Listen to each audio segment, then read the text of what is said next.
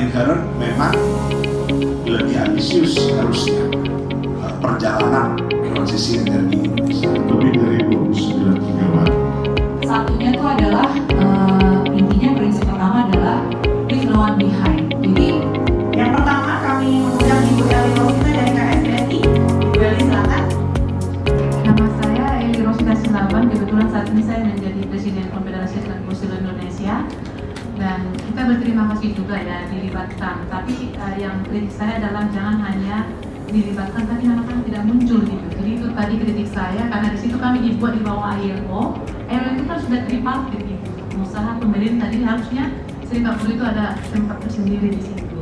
Nah, karena memang undangannya kan kita diminta untuk menanggapi draft yang dikirim ya.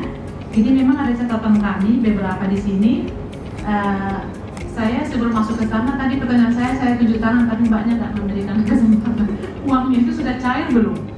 Nah itu sebenarnya kan, maksudnya jangan kita ribut soal uangnya itu hibah, grant segala macam, tapi sebenarnya belum gitu. Yang saya tahu belum, karena itu November di KTT 20 ya, di 20 saya kebetulan itu yang 20 saat itu kami tahu pembicaraan itu karena kita juga diminta intervensi, tapi sampai jauh ini kan belum ada keterbukaan apakah uang itu sudah ada gitu. Jadi kalau misalnya wajar ada pertanyaan-pertanyaan dari semua stakeholder ya, uangnya dikemanakan itu membunuh rakyat atau segala macam. Karena memang perlu transparansi juga bahwa dana itu belum turun, tapi sudah ada kesepakatan. Lalu tadi juga saya mau tanya, kenapa itu disebut seperti bantuan? Padahal kita tahu itu kan sebenarnya pinjaman gitu. Jadi paling tidak kita yang di sini ini harus mengetahui lebih clear bahwa itu tidak cuma-cuma, kita harus kembalikan itu gitu. Jadi maksudnya paling kalau memang kita mau memanipulasi orang lain di luar sana, kami juga bisa ikut membantu membuat lebih lunak gitu. Maksudnya lebih lunak membantunya daripada kita bersama-sama mengatakan kami kan bagian yang punya anggota gitu, punya bersentuhan langsung dengan orang yang akan terdampak. Jadi mereka juga harus clear gitu. Pro dan kontra pasti ada, apalagi di proyek raksasa yang memang merubah kita dari yang sudah terbiasa dan menjadi tidak biasa gitu. Lalu yang saya soroti berikutnya adalah misalnya apakah infrastruktur ketika mereka ini pensiun dini langsung ada akses ke pekerjaan yang baru? Saya jamin tidak ada, karena tidak mungkin kita bisa berjanji bahwa ketika suami saya kerja di pertambangan, misalnya saya sebut pertambangan batu bara, dia manajer, nanti itu ditutup pensiun dini, dia akan mendapatkan pekerjaan manajer lagi di perusahaan yang baru. Nah ini kan juga menjadi pertanyaan yang sering sekali dihadapi oleh serikat buruh dan kami juga tidak memiliki jawaban yang pasti untuk ini gitu. Jadi tantangan terhadap pemerintah memang kita tahulah penjajah-penjajah ya memang, dan kita juga harus memang berangkat dari yang dulu kita biasa-biasa saja, memang kita harus menyambut ada perubahan yang tidak suka atau suka, kita harus menerima itu karena memang sudah janji komitmen. Tapi beberapa bulan yang lalu Presiden Jokowi masih mengatakan ragu dengan komitmen itu gitu. Saya nggak tahu dari mana beliau mengatakan itu, keraguannya kenapa komitmen negara-negara besar ini dilakukan oleh Presiden, barangkali beliau juga dapat bocoran ya. Bagi saya sih selaku aktivis serikat buruh ya, tetap saja ini menjadi sebuah pikiran yang kritis bagi kita karena sampai saat ini juga pemerintah atau siapapun yang sedang konsentrasi di isu ini tidak pernah bisa menyajikan berapa sebenarnya akan terdampak nanti buruh dan lingkungan yang akan di sana nih. Suaminya di sana bekerja, lalu istrinya kan mungkin memiliki pekerjaan informal di sekitarnya. Yang kami tangkap dari anggota adalah mereka itu memang tidak mau relokasi upskill atau reskill, tapi bagaimana mereka ada akses ke pekerjaan baru untuk survive untuk pekerjaan selanjutnya. Lalu kemudian mereka yang sudah settle di daerah itu memang butuh waktu yang sangat banyak untuk meyakinkan bagaimana mereka mungkin dari situ gitu. Jadi tidak mudah sebenarnya, apalagi usia yang sudah berumah tangga 35 tahun ke atas. Bisa dijamin ketika mereka dijanjikan sebuah pekerjaan yang mungkin upahnya juga 2 kali lipat, pindah dari Kalimantan ke misalnya kita sebut ke NTT atau ke Jawa, itu memang menjadi tantangan luar biasa. Mereka harus mengorbankan beberapa yang sudah dipeluk mereka selama ini, misalnya anak-anak, istri, bisnis istri mungkin yang memang jualan atau apa segala macam di sana. Jadi memang masih banyak sekali tantangannya ya.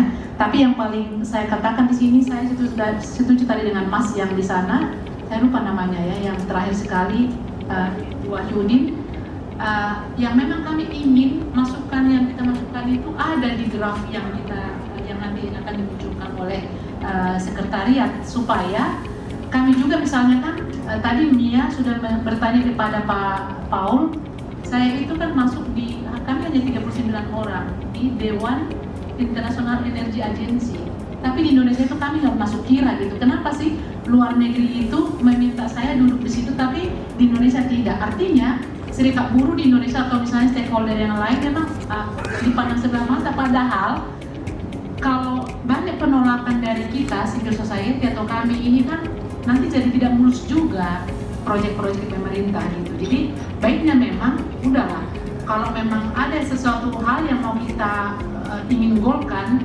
memang acara seperti ini bagus, tapi jangan pernah lupa misalnya menyebut bahwa ide itu datang dari ini misalnya. Tapi jangan hanya itu juga, minimal kalau 10 ditanyakan Mas Wahyudi misalnya atau diminta, ada dong beberapa ditulis di situ, supaya jangan ada kesan misalnya nanti dikirain kita hanya untuk berpartisipasi saja.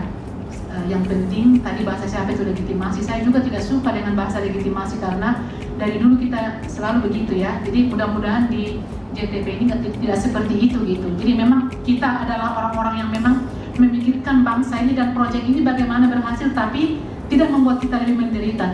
Kalimat siapa tadi? Jadi jangan ada penderitaan yang baru ketika kita mendapatkan proyek ini. Itu halaman 110 bagian 6 poin 1-2. Di Indonesia isu ini kan telah ditandai beberapa tahun sebelumnya, terutama saat Presiden bergabung bersama 40 kepala negara yang menandatangani Silesia Just Transition Declaration pada COP24 di Polandia tahun 2018. Namun pemahaman atas maknanya telah mengalami banyak perubahan dan ragam makna. Satu juga yang kami soroti di sini adalah betapa di kalangan level atas itu memang ini sudah sangat familiar, tapi ketika misalnya ke beberapa sektor yang kita jelaskan ini, mereka bilang, biarkan saja ini tidak menyentuh kita saat ini, 50 tahun lagi, 100 tahun lagi. Artinya awareness tentang ini masih kurang. Dan memang tidak hanya di Indonesia, kami kemarin di Kamboja beberapa negara, semua hal yang dikatakan tentang perubahan iklim itu nomor 1 itu adalah tentang kesadaran dan sosialisasi, itu sangat kurang gitu. Jadi kita tidak mau memang pemerintah kita sudah di mana-mana, tapi masyarakat yang akan terdampak nanti akan mengalami hal-hal yang masih sangat jauh dari apa yang kita harapkan. Nanti saya kirim ya Mbak, biar lebih komprehensif ya. Pengembangan kerangka kerja Just Transition halaman 111 paragraf 4 perlu menyebut framework human rights including worker rights. Selain itu untuk pilar 1 leave no one left behind, standar 4 seharusnya adalah labor and decent work, buruh dan pekerjaan yang layak. Sebagaimana pekerjaan yang layak ini adalah salah satu elemen penting dalam tujuan pembangunan poin 8. Lalu ada tambahan kerangka kerja Just Transition. Ini usulan pengembangan 1 paragraf ketiga, mengingat aspek ketenagakerjaan masih sangat minim diakomodir dalam isu transisi energi yang justru memiliki potensi dampak yang sangat besar. Proyek ini perlu membentuk rekomendasi konkret dengan penyusunan roadmap ketenagakerjaan secara komprehensif yang akan menjadi bagian dari roadmap transisi energi di Indonesia. Lalu, mengingat semua proses tersebut akan berlangsung untuk waktu yang cukup lama, sebuah lembaga yang kuat diperlukan untuk mengawal kebijakan ketenagakerjaan dalam roadmap tersebut. Jadi kami sudah mengusulkan dibentuk komite tripartit atau tripartit plus Just Transition dapat menjadi rujukan berikutnya untuk dibentuk sesuai mekanisme yang ada. Kita sudah bicara sama Kadin dan Apindo, mereka sudah oke sih, tapi mereka memang tidak mau menerima hanya just transisi, tapi just energy transisi katanya supaya lebih luas. Jadi Bapak Ibu yang ada di sini memang kalaupun serikat buruh ini nggak dikasih peran dan kami tidak punya dana untuk melakukan pertemuan-pertemuan seperti ini, kami juga ingin memastikan bahwa apa yang sedang dilakukan pemerintah itu juga berguna dan kita mengambil peran di situ. Jadi tidak hanya sebagai pengikut memberikan narasi dan tidak ada desain, kita misalnya tidak dilibatkan dalam desain dan desain yang kita tawarkan itu tidak pun diterima 100% misalnya minimal kita diterima beberapa persen supaya keterlibatan kita itu sebenarnya nyata dan tidak hanya dilibatkan ketika dalam diskusi-diskusi seperti ini. Nah, the additional standard introduced by the Just Transition Framework centered on how, ini kan nanti ini bukan saya jago bahasa Inggris ya, tapi karena saya catat ya, investment, impact, economic diversification and transformation that contribute also to the social aspect positively. This standard encourage the following types of activities. Nah, ada 1, 2, 3, 4 dan kami memberikan nomor 5, berkontribusi pada perwujudan transisi yang adil untuk ketenagakerjaan di Indonesia dan mewujudkan pencapaian tujuan pembangunan berkelanjutan untuk mewujudkan pekerjaan yang layak. Nah, 2 lagi, kebijakan Just Transisi halaman 122, buruh memang mengapresiasi 3 area yang ditekankan untuk kebijakan Just Transisi. Dapat disinergikan dengan usul poin 3 tentang kerangka kerja Just Transition, tapi juga perlu lebih diperjelas alokasi konkretnya seperti apa. Dapat menghubungkan dengan poin-poin dalam roadmap ketenagakerjaan.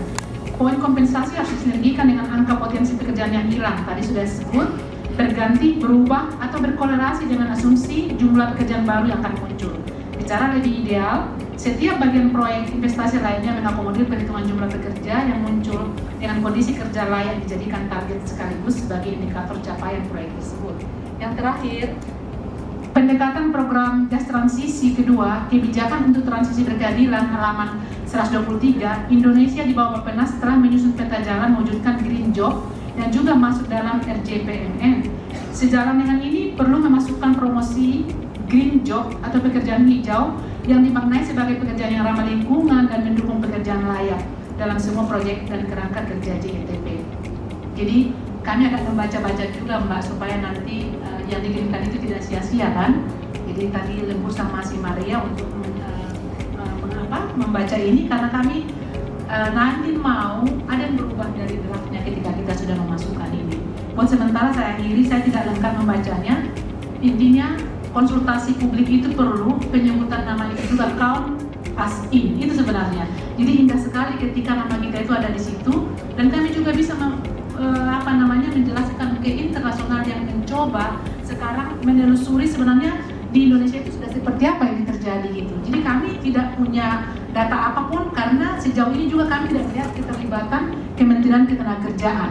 Sebenarnya kan Kementerian Ketenagakerjaan harus terlibat di sini karena dia mengurusi buruh, pekerja. Jadi kenapa agak sedikit melambat mereka dan di anggota yang kerjasama juga saya lihat Apindo tidak ada. Padahal tripartit itu selama ini adalah Apindo, Serikat Pekerja, Serikat Buruh atau organisasi buruh dan pemerintah, belum Kadin gitu. Saya nggak tahu sudah berubah apakah memang Kadin sudah mengambil alih, whatever pun Kadin juga kita bersama. Tapi harus jelas juga penyusunannya seperti apa karena mau nanti membuat kertas posisi kami kan harus bersama-sama dengan tripartit biasanya dengan Serikat Buruh, Apindo dan pemerintah. Demikian Mbak. Terima kasih Bu Eli untuk tanggapannya. Boleh kita berikan apresiasi untuk Ibu Eli untuk sangat masuk dengan tanggapannya. Ngomong-ngomong 307 lembar sudah dibaca semua Ibu. Oke, tapi kita tunggu masukannya. Jadi tadi ada beberapa poin yang terkait dengan bagaimana roadmap ketenagakerjaan, kemudian bagaimana raising kesadaran, sosialisasi JP itu boleh dimasukkan dalam website yang Mbak Ditri ya, bisa seperti itu ya. Dan tentunya juga kami akan acknowledge ya, karena itu juga satu bukti sebenarnya buat JETP bahwa kita telah melibatkan publik, bukan semata-mata hanya kajian atau assessment dari proyek dari sekretariat sendiri gitu. Cuman memang tadi Mbak Nadira juga make a good point. Gimana cara memastikan gitu loh bahwa mengases gitu hasil monitoring ini tuh udah sesuai belum gitu kan dengan. Untuk yang tadi bertanya khususnya di barisan sebelah kanan, terima kasih. Mohon maaf belum bisa memfasilitasi pertanyaannya, tapi